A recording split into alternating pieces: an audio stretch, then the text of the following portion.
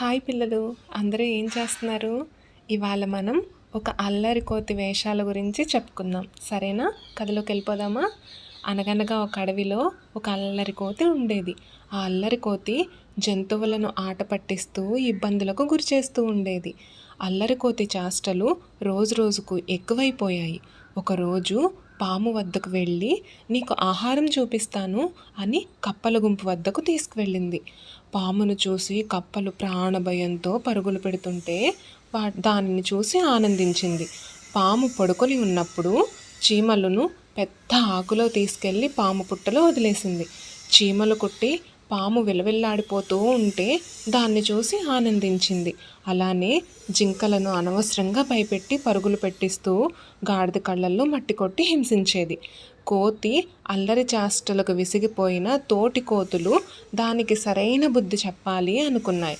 ఒకరోజు తుంటరి కోతి పిల్ల కనిపించకుండా పోయింది. ఎంత వెతికినా పిల్ల కోతి కనిపించకపోవడంతో అల్లరి కోతి అల్లాడిపోయింది. తిండి నిద్ర మానేసి నీరసించిపోయింది. అప్పుడు మంచి కోతి తుంటరి కోతి పిల్లను తీసుకువస్తుంది. దాన్ని చూసిన వెంటనే తుంటరి కోతి ప్రేమతో గుండెలకు హత్తుకొని నీకు నా పిల్ల ఎక్కడ కనిపించింది అని అడగగా నేనే దాచిపెట్టాను అని సమాధానం ఇచ్చింది.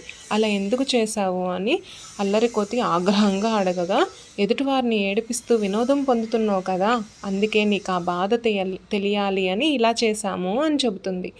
దీంతో అల్లరి కోతికి బుద్ధొచ్చి ఇప్పటి నుంచి నేను అలా ప్రవర్తించను, ఎవరిని బాధ పెట్టను అని చెప్పింది. ఇందులో నీతి ఏంటి పిల్లలు? ఎదుటివారికి వీలైతే సాయం చేయాలి, కానీ వారి బాధకు ఎప్పుడూ మనం కారణం కాకూడదు. సరేనా? బాయ్ పిల్లలు.